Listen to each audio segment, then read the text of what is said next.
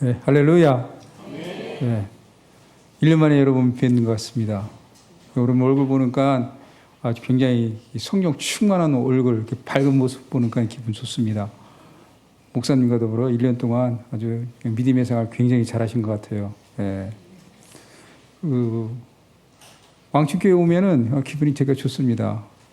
여기 온다고 하니까 지난주에 1년 동안 여러 가지 막혔던 일들이 그냥 지난주에 잘 풀렸습니다. 잘 풀렸고 또 목사님의 기도로 또 우리 최우성 집사님의 또 그 후원으로 이 여러분과 같이 나눴던 이 요점 성경도 세상에 내놓게 되었습니다. 사실 성경 보는 것이 굉장히 힘들고 어려운데 어떻게 하면 쉽게 또 예수를 믿는 사람들 또 예수를 믿지 않는 이 교회 바깥 사람들에게 어떻게 하면 쉽게 성경을 전할까 이제 고민하던 차에 이렇게 했는데 기도로 후원으로 이렇게 잘 또 세상에 내놓게 되었습니다. 많이 사랑해 주시고요.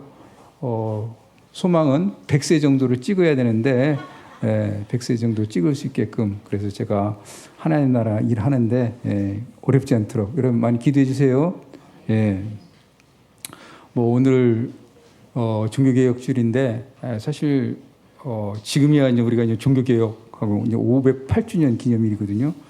종교개혁하게 되면 굉장하게 큰 사건이지만 시작 자체는 굉장히 단순하게 한 신학자가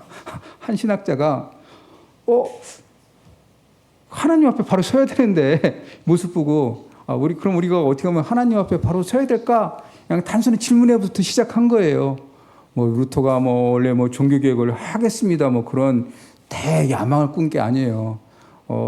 교회 지금 돌아가는 상황 보니까 그거 아닌 것 같고, 하나님 우리가 주님 앞에 바로 서야겠습니다. 이렇게 한 가운데 자신의 생각을 갖다가 그냥 95개로 이렇게 정리해서 쓴 것이 하나님께서 거기에 도화선에 기름을 부으셔서 종교개혁이라고 하는 엄청난 놀라운 사실, 혁명을 갖다가 하나님께서 일으키신 것입니다. 우리가 아까 그 목사님께서 외치는 것처럼 그냥 오직 성경은 성경, 은혜, 믿음, 그리스도 하나님께 영광인데 그럼 반대가 있을 거 아니에요. 성경 아닌 교양의 권위, 전통, 또 면죄부를 돈으로 사서 행위를 통해 갖고 그리스도가 아닌 결국 하나님이 영광이 아닌 교양의 영광을 추구하는 거에 반대되는 그 가치가 종교개혁의 가치입니다. 사실은 한학자의 그냥 단순한 하나님 앞에 바로 서겠다고 하는 질문에서부터 종교개혁은 시작되었습니다. 그래서 우리도 신앙적인 질문을 계속 잘 던져야 돼요. 내가 하나님 앞에 바로 서고 있는가? 내가 지금 이 믿음의 여정이 바른 가고 있는가? 계속해서 질문을 던져야 됩니다. 질문을 던지지 않게 되면 행동하지 않게 되고요. 행동하지 않게 되면은 신앙이 부패하게 됩니다. 어린아이들도 이렇게 말을 배우고 나갖고 이제 자꾸 이제 물었잖아요. 엄마 이게 뭐야? 뭐야?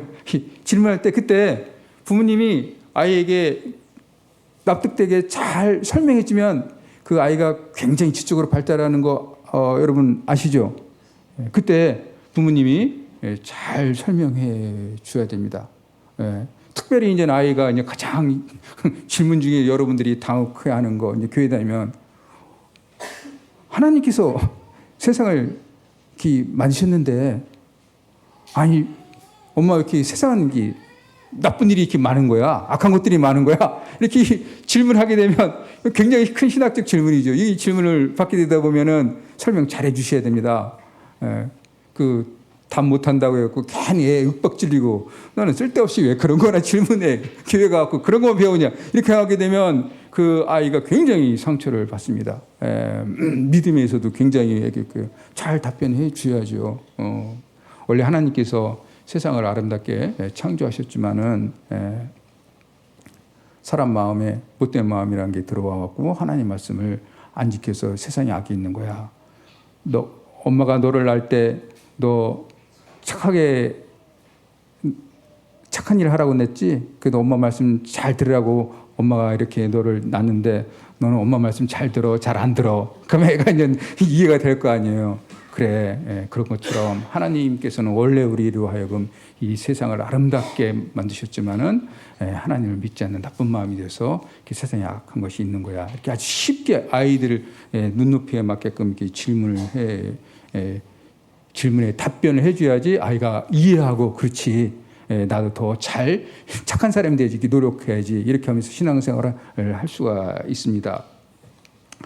질문을 통해 갖고 사실은 세상은 계속해서 이렇게 발전하게 되는 거죠. 뭐 되게 많은 의학 기술 뭐 어떤 것든 질문에서 이게 시작합니다. 우리가 뭐 잘 아니 뉴턴 사가 떨어지잖아요. 그거 뭐 몰라요? 근데 왜 떨어지는 거야? 저 사과는 도대체 왜 떨어지는 거야? 질문을 던진 다음에 그 문제점을 해결해 보니까는 그 모든 물체는 서로에게 끌어당기는 힘이 있는 거야. 그 만유인력이라고 하는 법칙을 발견하게 또 이를 통해서 지금 태양계가 각 행성이 돌아가는 것도 이렇게 설명하게 되는 거고, 이 사람의 이 심장 소리를 어떻게 하면 이게 들을 수가 있는 거야. 생각하다가 질문 던지니까 그래서 청진기가 발견된 거예요. 그 다음에 이제 우리가 코로나 때 이제 많은 사람들 화상으로 서로 회의하는 거, 그거 굉장히 단순하게 시작한 거예요. 어떤 젊은이가 여자친구가 있는데 못 만나니까 어떻게 하면 이 여자친구, 멀리 떨어진 여자친구하고 가까이서 만나서 얘기 좀 해볼까 하다가 그 줌이라고 하는 것이 나오게 되고, 요즘 제가 이제 그 생활에서 잘 쓰고 있는 게 돌돌이 아시죠? 돌돌이. 돌돌이. 옛날에는 그 집에 이제 머리카락이나 방바닥 청소할 때 이제 테이프, 청테이프나 이런 거로 했는데 어느 순간에 누군가가 이 청테이프 하는 것을 좀 더 우리 생활 속에서 편리하게 사용할까 질문 던져서 돌돌이가 나왔어요. 제가 돌돌이 잘 사용하거든요. 질문을 이렇게 던지게 되면은 우리가 생각이 확장됩니다. 확장되고 또 깊이를 되고 창의적이가 되고, 그 다음에 우리가 이제 틀에 박힌 거에서 벗어나게 되는 거죠. 질문을 통해 갖고 우리 인생도 마찬가지입니다. 삶의 의미를 이렇게 또 발견하게 됩니다. 그런데 이제 이 질문이라고 하는 것이 뭐 여기서 말하는 건 되게 긍정적인 질문에 가치 있는 질문, 나쁜 질문도 있겠지만 질문을 던진다고 해갖고 금방 답이 찾아지는 것이 사실은 아닙니다. 질문을 찾는 과정 속에서 굉장히 갈등도 하고 고뇌를 겪게 되죠. 톨스토이 소설에 세 가지 질문이라고 하는 아주 짧은 단편 소설이 있습니다. 단편 소설인데 왕이 질문을 던진 거예요. 어떤 질문을 던지냐면은 실패하지 않기 위해서는, 선택을 하는데 실패하지 않기 위해서는 누구하고 일을 하는 거야? 언제 하는 거야? 언제 선택을 해야 돼? 또 누구하고 함께 해야 돼? 무엇을 해야 돼? 이 질문을 던진 거예요. 그래서 이 질문을 던져갖고 나라에 온 그 학자들을 불러갖고 대답을 듣는데 이 대답이 시원찮아요. 그래서 왕이 이 질문에 답을 찾기 위해서 현자를 만납니다. 현자를 만나서 현자가 대답을 언제 선택하냐? 지금 선택하는 거. 누구하고 일을 해야 되냐? 네 옆에 있는 사람하고. 무엇을? 선행을 베푸는 거야. 사랑을 베푸는 거야. 그게 가장 위대한 선택이야라고 말을 합니다. 왕이 이제 이런 질문을 하는 것은 통치하기 위해서 선택을 잘해야 되죠. 그래서 자신의 그 통치를 잘하기 위해서 이 질문을 던졌는데, 자, 종교개혁을 기념하는 우리도 우리의 신앙이 바로 서야 되지 않겠습니까? 우리의 신앙이 바로 서야 되는데, 그래서 우리가 이제 질문을 던져야 되는 거죠. 신앙적 질문이라고 하면 고전적으로 뭐 세 가지가 있습니다. 그것은 뭐 신앙적이 아니라 뭐 철학적으로도 거의 그 질문이 고전적인 게 세 가지가 있는데, 근본적인 그런 거죠. 나는 누구인가? 나는 누구인가?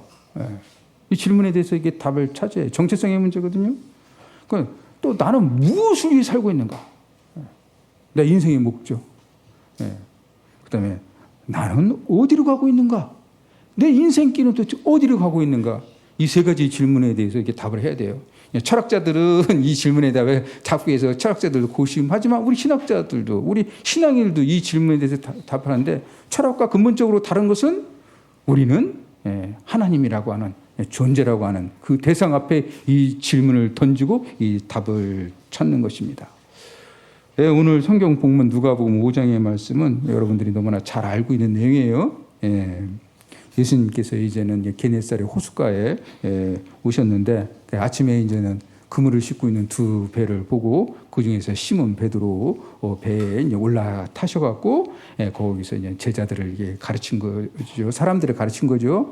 뭐 마가복음 보면은 이제 비유를 갖다가 이제 가르치셨는데 여하튼 가르치시고 그 베드로 베드로에게 자 멀리 깊은 데로 가서 그물을 던져라 하니까는 베드로가 이제 말씀에 순종해서 깊은 데로 가서 그물을 던졌더니 굉장히 많은 물고기가 잡힌 거죠.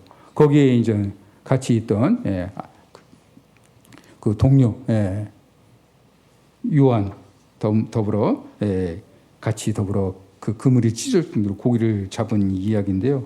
자 여기에는 이 이야기 이제 후반부에는 사실은 그 베드로가 예수님께 질문하지는 않았지만은 우리가 앞서 제기한 세 가지 질문에 대한 답변이 있습니다. 아마 이거 보면은 베드로는 평소에 베드로 이 세 가지 질문에 대해서 고민한 것 같아요. 나는 누구이지? 나는 무엇을 해야 될까? 또 내 인생길은 어디로 가야 될까?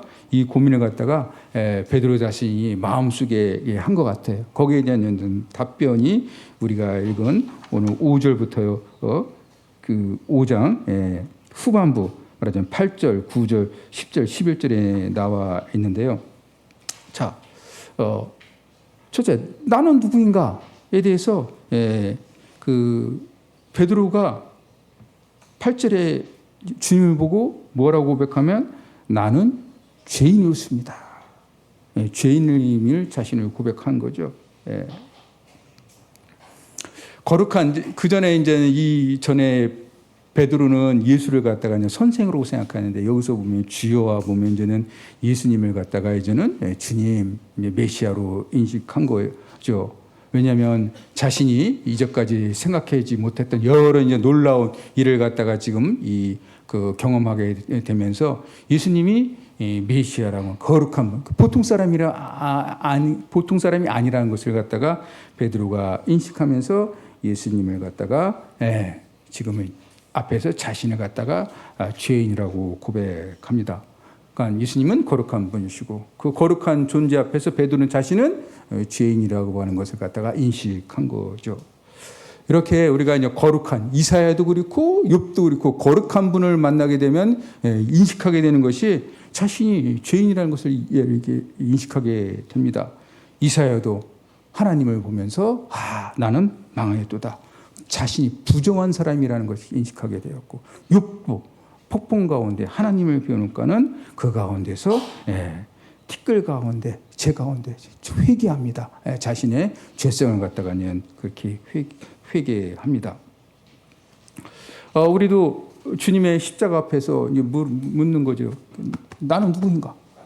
나는 누구인가? 주님의 십자가한테 질문하게 되다 보면 그 거룩한 존재자 앞에서 자신의 부정함, 우리의 부족함, 우리가 죄인임을 갖다가 깨닫게 되는 것입니다. 결국 죄인이라는 것을 깨닫게 되니까 더불어서 그리스도의 십자가의 은혜로 내 자신이 구원받았다는 것도 인식하게 됩니다. 교회 다니지 않는 사람한테 제일 우리가 죄를 졌어 하면은 제일 받아들이기 힘든 건 이거죠. 내가 무슨 죄를 졌는데? 내가 무슨 죄를 졌어? 이거부터 시작돼요. 그런데 거룩한 존재 앞에 자신을 들여다보면 자신이 부정한 사람인 것을 깨닫게 됩니다. 그러게 되니까 어떻게 돼요? 십자가의 은혜가 굉장히 가슴속 깊이 다가오는 거죠. 부정한 나를 주의 십자가의 은혜로 나를 정결케 해주셨구나. 내가 노력해서 정결한 것이 아니라 전적인 주님의 은혜로 정결케 됨을 갖다가 인식하게 되는 거죠. 그렇게 되는데 사실은 십자가 앞에 서서 주님의 은혜로 내가 정결하게 됨을 갖다 인식하게 되면서 이제 우리가 하나님의 자녀라고 하는 생각을 갖게 되는데 자칫해갖고 십자가를 이렇게 딱 떼어놓고 자꾸 그 거룩한 십자가의 은혜로 구원받았음에도 그것을 갖다가 십자가를 떼놓고 구원받았지 하나님의 자녀지 내가 거룩해졌지 이것만 계속하게 되면 문제가 생기는 거 아시죠? 그 다음부터는 교만해지기 시작하는 거죠. 내가 주님의 은혜로 구원받았는데도 마치 내가 모든 것 해서 구원받았다고 생각하게 되고 자칫 잘못하게 되다 보면은 여기서 지나치게 되다 보면은 요한 1세에 나오는 것처럼 내가 십자가를 통해서 구원받았기 때문에 구원받았다는 것은 과거의 모든 행위, 현재, 미래에 있을 모든 행위에 대해서 다 구원받은 것이기 때문에 나는 죄를 짓지 않아. 나는 죄가 없어. 나의 모든 행위는 다 거룩히 이렇게 잘못된 신학적 사고에 빠질 수가 있습니다. 이게 구원파들의 생각입니다. 십자가의 은혜를 잊어서는 안 되죠.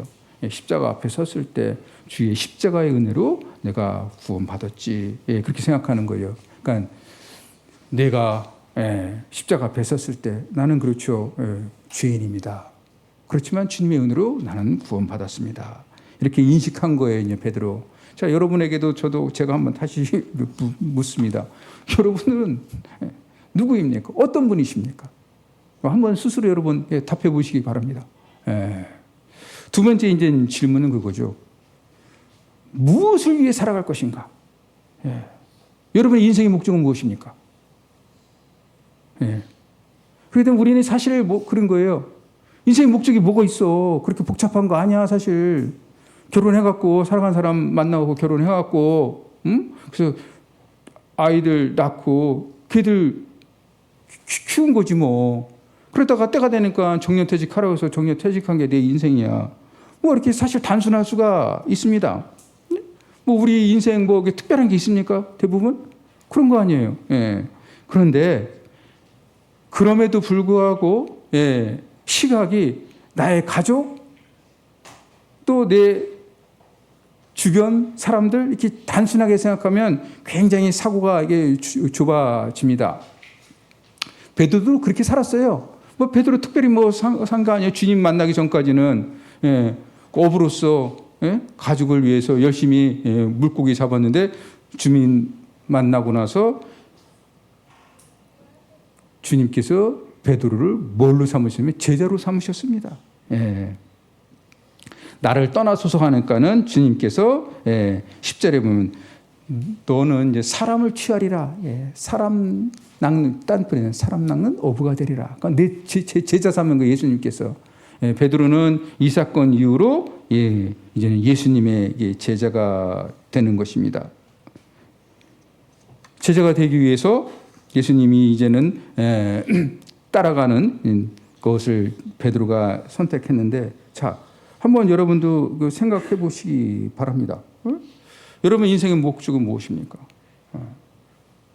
그러면 뭐 저는 그리스도로서 이제 살아가는 거죠. 생각하면서 뭐 제자 되겠다고 하게 되면은 뭐 생업을 포기하고 뭐 신학교라는 그 얘기 절대 아니에요.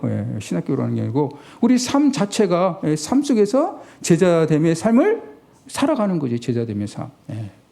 그래서 여러분들이 제자됨의 삶을 살기 위해서 교회에 모여서 또 예배드리는 가운데 말씀도 공부하고 기도도 하고 그런 가운데 이제 그리스도의 이제 사랑을 실천하는 거죠. 자, 그러면서도 제가 얘기했지만은 또 우리가 이 제자됨의 삶을 살아가면서도 이 제자됨의 삶이 너무나 폐쇄적이 되면 안 된다. 그것도 내 가족 위주로 또 나의 야망 위주로 이것을 자꾸 십자가 앞에 내놓고 이 제자됨의 삶도 이게 자꾸 점검을 해봐야 됩니다. 넓혀가는 거죠. 이렇게 생각하시면 돼요. 이제 우리는 교회 공동체는 서로가 하나님 중심으로 주님에 통해 갖고 한 가족이 된 거죠. 가족이라고 인식하는 거예요. 그 교회 학교에 오는 아이들도 다 내 자녀라고 생각하는 거예요. 교육도 공동 교육이는 거예요. 공동 교육. 그러니까는 내 손자한테만 용돈 주는 게 아니라 교회 학교 오는 애들한테도 용돈을 주고, 걔가 잘 안 되면은 내 자식이 안 된 것처럼 아파하고, 그걸 위해서 위로해주고 기도해주고. 예. 교회 안에서도 너무 나 중심되면은 좁아지는데, 이것을 넓혀갖고, 그렇지, 다 우리 가족이지. 여기서 누가 아프면은 옆집에 우리 권사님이 아프면은, 나이 든 권사님 아프면 누가 아픈 거예요? 내 어머니가 아프다고 인식하고 위로해주고 기도해주고. 예. 그러면서 이 제자됨의 삶을 갖다가 이 교회 안에서도 공동체로 확대시키는 거예요. 확대. 예. 그래서 교회에 오른 어린아이, 내 손자야, 내 손녀야, 내 어머니야, 내 아버지야, 이렇게 생각하면서 서로 사랑을 갖다가 나눠주면서 제자됨의 삶을 살아가는 것입니다. 예수님 당시 갈릴리에 약 15만에서 20만 명이 살았거든요. 근데 우리 그 사람들 다 모르고 달랑 아는 사람 몇 사람 없어요. 베드로, 안드레, 야고보, 요한 정도뿐이 우리 기억 못해요. 예. 베드로가 어부로서 계속 있었으면 오늘 우리는 베드로 이름도 몰랐을 것이고 그에 대해서 기억하지도 못했을 거예요. 예. 우리의 삶이 굉장히 삶이 일상적이고 가장 소박하지만은 하나님 나라를 위해서 베드로가 결단하고 제자되며 삶을 살아가니까는 베드로의 이름을 기억하고 또 베드로 전서 후서 읽으면서 베드로의 가치를 우리가 배워가고 있는 거예요. 나의 삶이 굉장히 소박하지만 특별한 거 없어요. 사실 아까 제가 말했듯이 자녀 낳고 기르고 양육하고, 그럼에도 불구하고 제자됨의 삶을 살아가니까는 베드로를 기억하는 것처럼 공동체가 여러분들을 기억하고 또 여러분들의 삶에 대해서 존중해 주는 거예요. 무슨 지 아시죠? 예. 소박한 가운데서도 하나님의 나라를 위해서 헌신하니까 그 이름을 기억하고, 그 사람이 존귀한 사람이다라고 인식하는 것입니다. 자, 여러분들은 무엇을 위해 살아가십니까? 한번 다시 점검해 보시기 바랍니다. 세 번째는 중요한 거예요. 어디로 가고 있는가? 나의 인생길은 어디로 향하고 있는가? 11절 마지막 보면은 베드로, 안드레, 야고보, 요한은 모든 것을 버리고 예수를 따랐습니다. 이제는 이 베드로의 인생길은 주님 가는 길, 인생길, 주님을 위한 길이 되었습니다. 나의 발걸음, 나의 인생길이 나의 욕망을 성취해서 가는 길인가? 아니면 하나님 나라를 위해서 가는 길인가? 한번 스스로 점검해 볼 필요가 있습니다. 네. 여러분들은 이 노래 많이 들으셨을 거예요. 하숙생이라는 노래. 나그네 해갖고, 인생은 나그네 길 해갖고, 어디서 왔는지 알지 못하지만 그 길은 구름이 흘러가듯 정처 없이 흘러간다는 그 노래, 여러분들 많이 들으셨을 거 아니에요. 자, 우리 인생은 짧아갖고 나그네가 될 수 있지만은 구름처럼 정처 없이 흘러가는 거냐, 아니면 내 인생길이 하나님 나라에서 걸어가는 길이냐는 그것은 전적인 여러분 선택에 달려 있어요. 인생길이 짧지만은 정처 없이 가는 길이냐, 아니면 하나님 나라에 위해서 가는 길이냐는 전적인 나의 선택과 의지에 달려 있단 말이에요. 여러분들은 발걸음을 주로 어디로 많이 향합니까? 발걸음 가는 대로 인생이 정해지는 거 아시죠?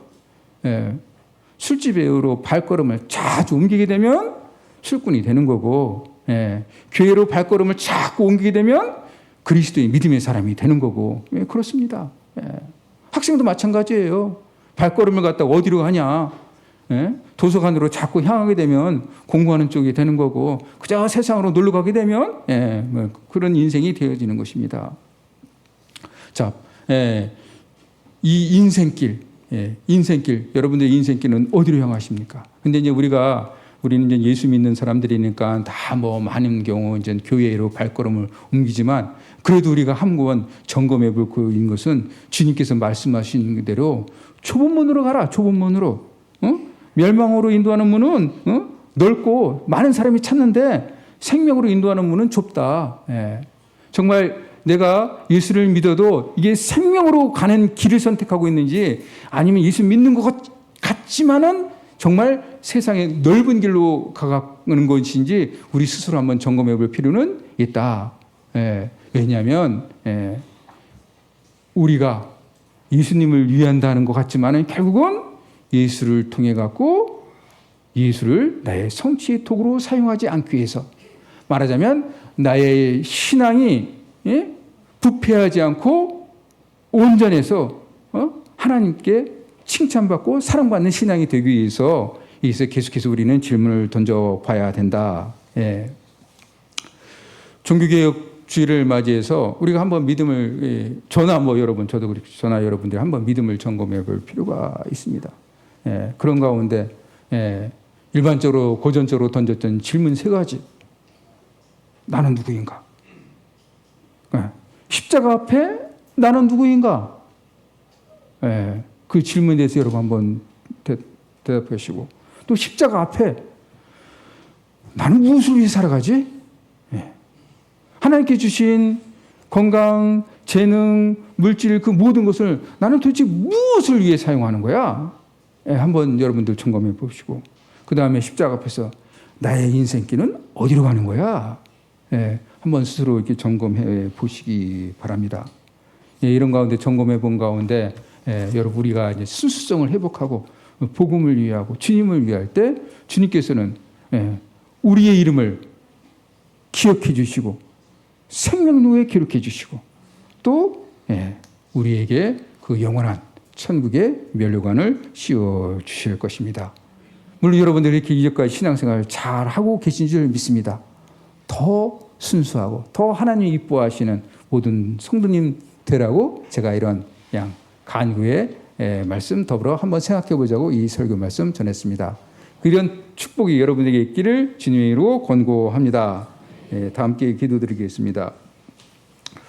종교개혁주의를 맞이해서 내가 누구인지 또 무엇을 위해 살아갈 것인지 또 발걸음을 어디로 향하고 있는지 오늘 주신 말씀을 통해서 깨닫게 하옵소서.